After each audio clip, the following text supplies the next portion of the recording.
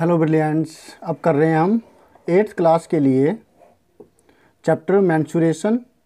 और इस चैप्टर की जो ये ट्राइदीज है पेज नंबर 172 के ऊपर ये करेंगे अभी। इसमें क्या है, इसमें आप ट्रेपीजियम के एरिया को अच्छे से समझ जाएंगे कि ट्रेपीजियम का एरिया क्या होता है, कैसे निकलता है, वगैरह वगैरह। नजमाज सिस्टर, नजमा की sister also has a trapezium shaped plot. यह हो सकता है इससे पहले कोई एग्जांपल दिया हो ये ट्रेपीजियम के लिए कि नजमा की जो सिस्टर है उसके पास भी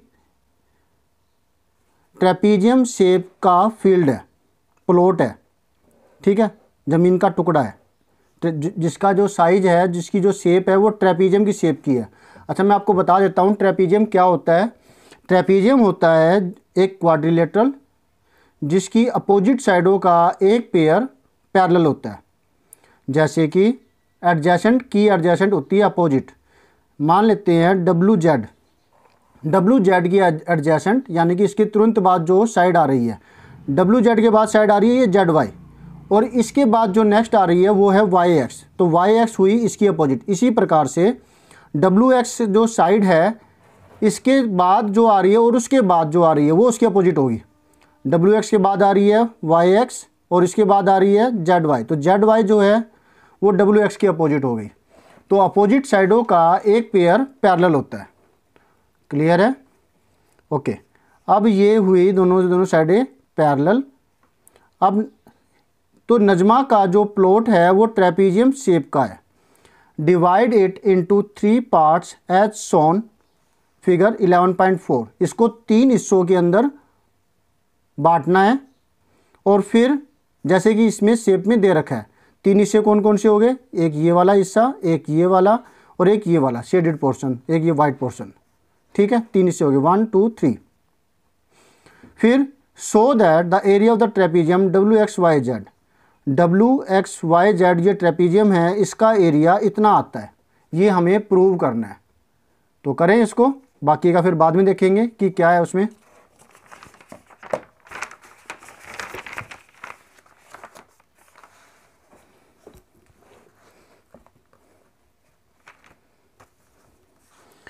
ट्राई दीज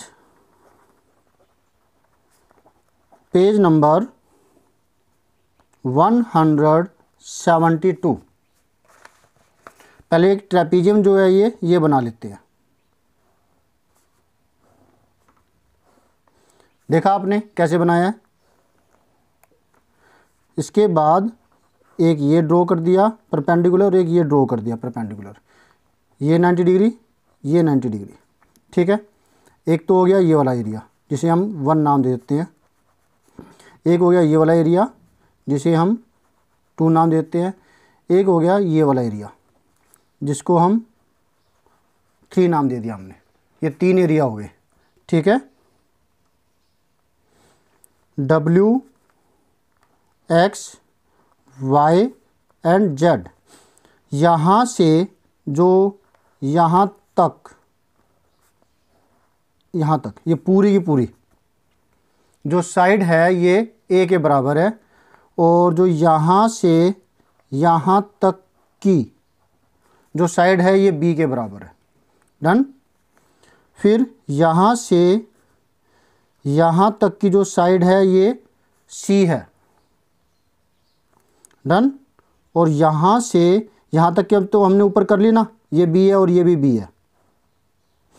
फिर यहाँ से लेकर के यहाँ तक की जो साइड है इतनी, ये हो गई डी। पूरी जो लेंथ है ये ए है, इतनी लेंथ सी, इतनी लेंथ बी जो कि इसके बराबर है, और जो इतनी लेंथ है ये डी है। और जो ये हाइट है इसकी ये एच है, जो कि फिर ये वाली साइड है और ये वाली साइड है ये एच के बराबर होगी। Is that clear? Very good. तो ट्रायंगल रेक्टेंगल जिसकी लेंथ बी है और ब्रेथ एच है। ओके, अब आगे करते हैं। इन ट्रायंगल, अब ट्रायंगल का नाम हमें अपनी तरफ से देना पड़ेगा। ए ये ले लेते हैं पॉइंट और ये बी पॉइंट ले लेते हैं। In triangle Z W A, इसमें बेस है वो हो गया डब्ल्यू ए जो कि सी है। यूनिट ले लिया हमने, मीटर सेंटीमीटर कुछ नहीं दे रखा। फिर हाइट है ये जेड ए जो कि एच के बराबर है, एच यूनिट। तो इसका एरिया है वो क्या आएगा 1/2 बेस इंटू हाइट। ट्रायंगल का एरिया होता है यही 1/2, बेस जो है वो है सी, हाइट है वो है एच, तो CH/2 होगी स्क्वायर यूनिट। क्लियर है? Very good. अब ये रेक्टेंगल लेते हैं। अच्छा, पहला हमें ये लेना था, कोई दिक्कत नहीं है, इसको हम 1 नाम दे देते हैं, इसको 2 दे देते हैं और ये 3 हो गया। इन रेक्टेंगल, अब दूसरा पार्ट है ZYBA, ZYBA। इस रेक्टेंगल में लेंथ है वो हो गई B unit, breadth is equal to H unit. इसमें मैं L और B नहीं ले रहा हूँ क्योंकि B पहले से इस्तेमाल हो गई। तो एरिया ऑफ रेक्टेंगल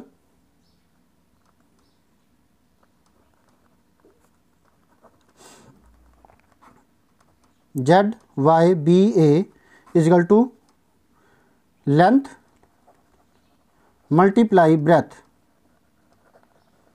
कितना हो गया B मल्टीप्लाई H, BH आ गई स्क्वायर यूनिट या यूनिट की पावर 2, या आप इसमें लिख सकते हैं यूनिट की पावर 2। ठीक है, दिखाई देगा? सॉरी, पहले मैंने देखा नहीं, दिखाई दे रहा नहीं दे रहा। तो इतना होने के बाद अब नेक्स्ट देखिए, 2 हमने निकाल लिए, तीसरा इसी में निकाल देते हैं। इन ट्रायंगल YBX, ये Y हो गया, ये B और ये X।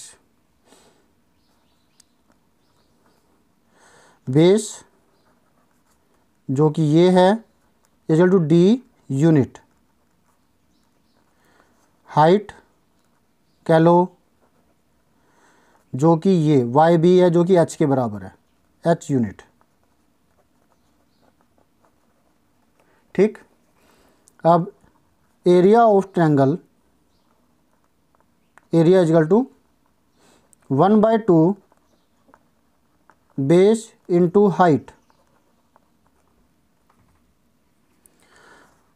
1/2 बेस है D और हाइट है H, तो DH/2 हो गया। ठीक है, तो ये हो गया, हमने इसका तीनों का एरिया निकाल लिया। हमने निकाला एरिया ट्रायंगल इसका जो आया CH/2, रेक्टेंगल का एरिया निकाला जो कि आया ये BH, फार्मूला लगा लेंथ मल्टीप्लाई ब्रेथ। फिर हमने ट्रायंगल का एरिया निकाला YBX, इसका जो एरिया निकला DH/2। क्लियर है? अब तीनों एरिया हमने निकाल लिया। अब हमें ट्रेपीजियम का एरिया निकालना है, तो तीनों को प्लस कर देंगे। Area of WXYZ is equal to होगा एरिया ऑफ ZWA प्लस में एरिया ऑफ, देखिए हमने ये ए लिया था ना, तो ये ZWA और ये B लिया था YBX, area of YBX is equal to, अच्छा ये रेक्टेंगल रह गया, प्लस एरिया ऑफ ZYBA, इसको हम ऐसे लिख सकते हैं। ठीक है, शॉर्ट फॉर्म में। तो ZWA का एरिया निकला था हमारा CH/2, इसका एरिया निकला था B × H, BH, और इसका एरिया निकला था DH/2। अब इसके डेनोमिनेटर में 2 है, इसके डेनोमिनेटर में 2 है, तो इसको क्या करेंगे, ऊपर नीचे 2 से मल्टीप्लाई कर देंगे, तो डेनोमिनेटर सबके बराबर हो गए।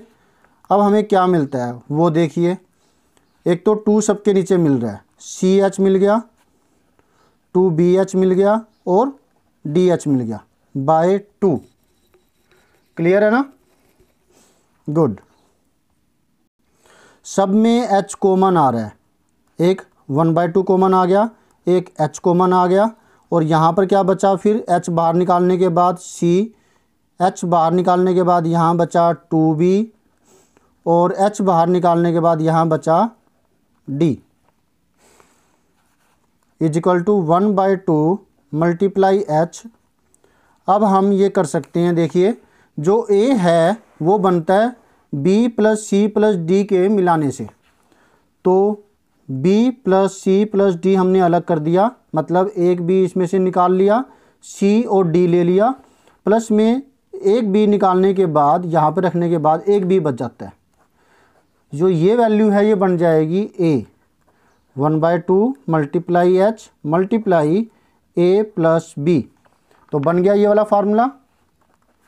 तो ये हो गया फार्मूले की डेरिवेशन, कि ट्रेपीजियम के फार्मूले की डेरिवेशन कैसे करेंगे। ये भी आप क्वेश्चन है, काफ़ी अच्छे से समझ में आ गया होगा आपको। Very good. तो ये जो चीज़ पूछी थी कि भाई इसको वेरीफाई करो, शो करो कि ट्रेपीजियम WXYZ का एरिया इतना होगा। ओ होप सो आपको अच्छे से समझ में आ गया होगा। गुड। तीनों का एरिया निकाल करके, कॉमन निकाल करके, मतलब तीनों को जो एरिया रख दिया, जो कॉमन निकलता था 2 निकला और एक H निकला, ये चीज़ आ गई। इसके बाद इतना टुकड़ा होने के बाद अब आप नेक्स्ट टुकड़े, आप टुकड़े में कर सकते हैं उसको। इतने टुकड़े को अच्छे से समझ में आ गया कि कैसे हुआ। फिर जो नेक्स्ट पार्ट है वो है कॉमन निकालने का। कॉमन निकालने का हुआ ये वाले 2 पार्ट, 1/2 कॉमन निकाला पहले, फिर H, फिर हमने क्या किया, जो बाकी बच गया पार्ट उसमें से B C D को अलग कर दिया। क्यों? क्योंकि C B D इन तीनों को प्लस करके, C को B को D को प्लस करके ये पूरा A बनता है। तो हमने इसलिए इसको अलग रखा, क्योंकि हमें इनकी रिक्वायरमेंट नहीं है। फार्मूले में हमें A चाहिए, B चाहिए, H चाहिए। H आ चुका था, B है, और इसको गायब करके इसकी जगह A लिखेंगे, तो ये फार्मूला ड्राइव हो गया अच्छे से। Is that clear? Very good. अब हम आगे क्वेश्चन पढ़ते हैं कि क्या है। कोई और ट्राई तो नहीं है ना इस पर?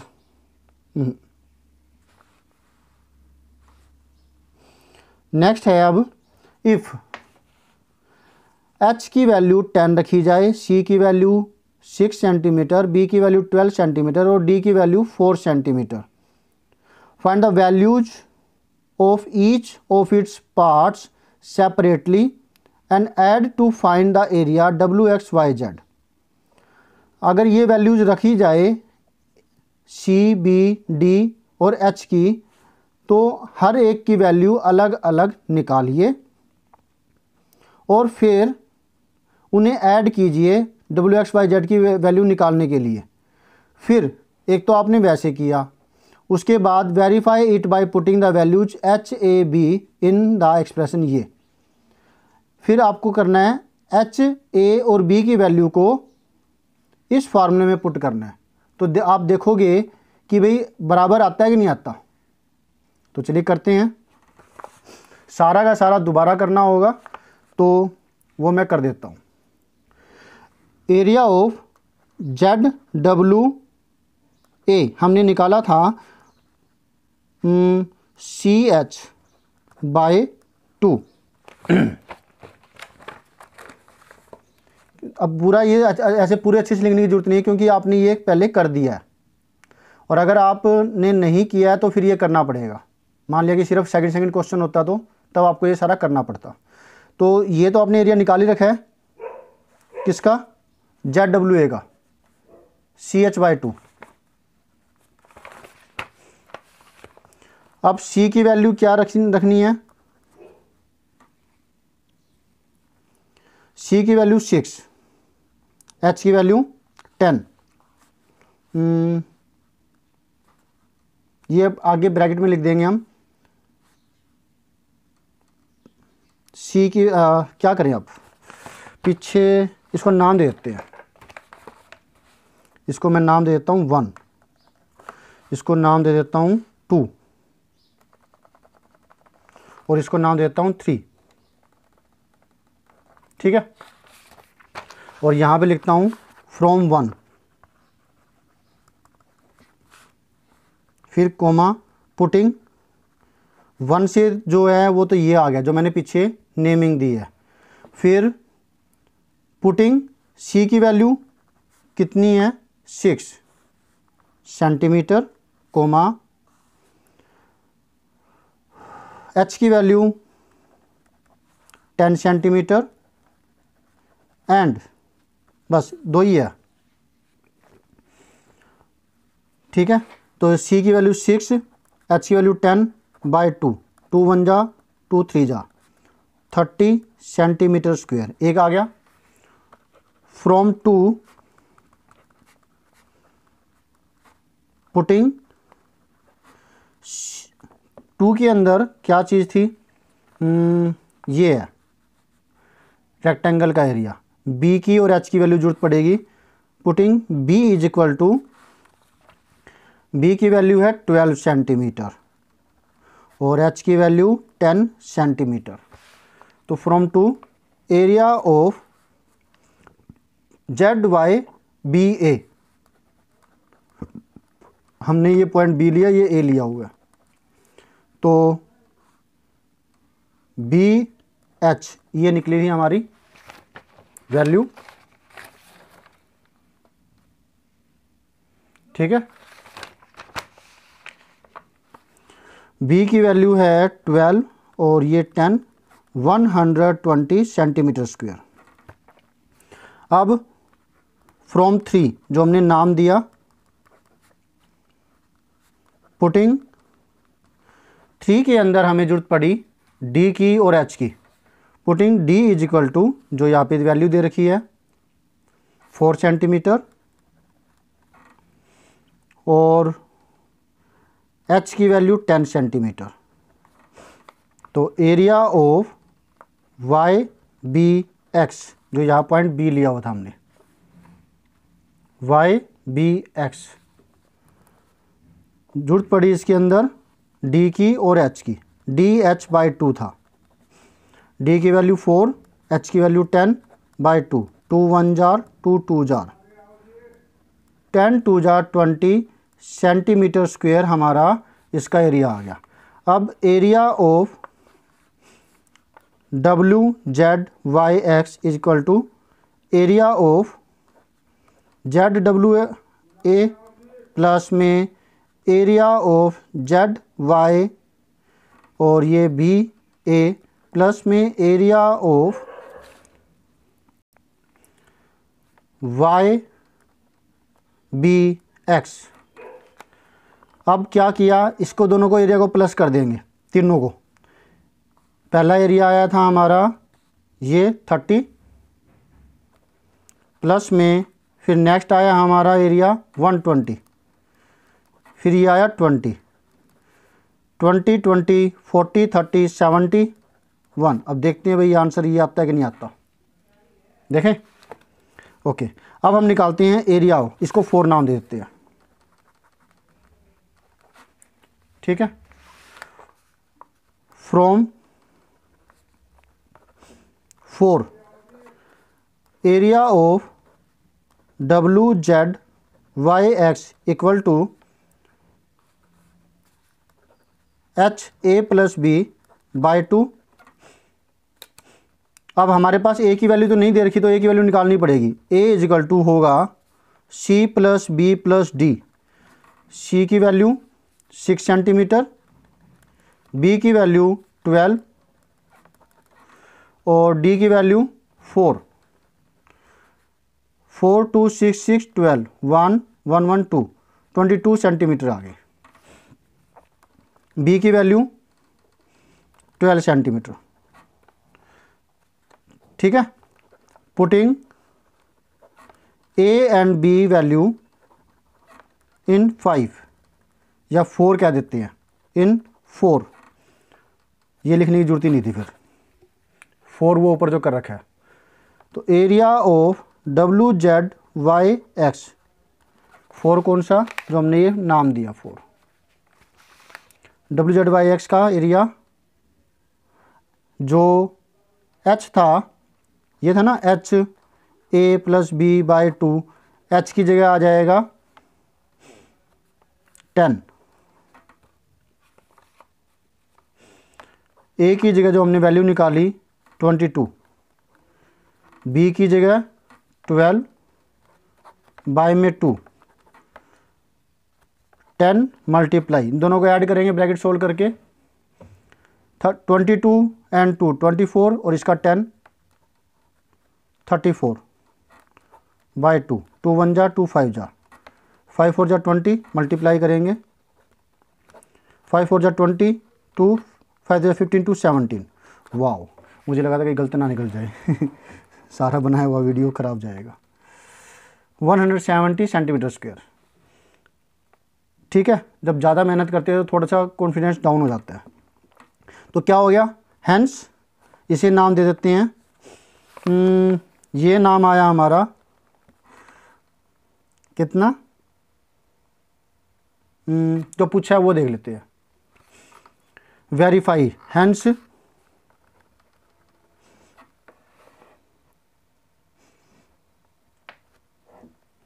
वेरीफाइड, कैसे वेरीफाई हुआ, फ्रॉम, इसको हमने नाम क्या दिया, 4 तक रख दिया, इसको 5 दे देते हैं और इसको नाम दे देते हैं 6, फ्रॉम 5th एंड 6th हमने वेरीफाई कर दिया कि चाहे हम ऐसे एरिया निकालें चाहे हम ऐसे एरिया निकालें, ठीक है। तो अच्छे से ऐसे समझते रहिए और प्रैक्टिस करते रहिए। आप ऐसा और भी कर सकते हो, जब आप इनकी वैल्यूज जो B है, C है और D है और A है अलग अलग लेकर के, मतलब B की, C की, D की और H की अलग अलग वैल्यू लेकर के करके देखिए क्या ये वेरिफिकेशन पॉसिबल है। ये तभी पॉसिबल होगा जब प्रॉपर्टी ट्रायंगल की सही से जस्टिफाई होती हो, मतलब सम ऑफ टू साइड्स। अब ये मत हो जाए कि भाई आप इसकी कुछ ले लो, इसकी ले लो 5, इसकी ले लो 3, मतलब इसकी 5 ले ली, इसकी 8 ले लो, तो गलत होगा, क्योंकि राइट एंगल ट्रायंगल है ये, तो हाइपोटेन्यूज सबसे बड़ी साइड होती है। तो वो रूल्स को ध्यान में रखते हुए एच और सम ऑफ टू साइड्स, ट्रायंगल के 2 साइडों का सम हमेशा ही हमेशा बड़ा होगा थर्ड साइड से। इस रूल को फॉलो करके जब आप ये जो एच है और जो ये है ये ऐसे लोगे तो क्या होगा, आप इसको वेरीफाई कर सकते हैं। बाकी हाइपोटेन्यूज की तो जरूरत पड़ी नहीं है, फिर भी आप ध्यान से रूल्स एंड रेगुलेशंस का ध्यान रख करके सी, बी, डी और एच की वैल्यू लीजिए और उसके खुद करने की कोशिश कीजिए, वेरीफाई करने की, तो भी ये वेरिफिकेशन हो जाएगा। कोई ज़रूरी नहीं है कि आपको वही मिलेंगे, यही वाला आपको बदल कर दे सकते हैं टीचर, ठीक है। तो अभी आप इसके स्क्रीनशॉट ले सकते हैं 4 तक का, फिर ये वाला पार्ट और फिर ये पहले वाला तो आपने ले लिए होंगे स्क्रीनशॉट, नहीं लिए हो तो आप देख लीजिए।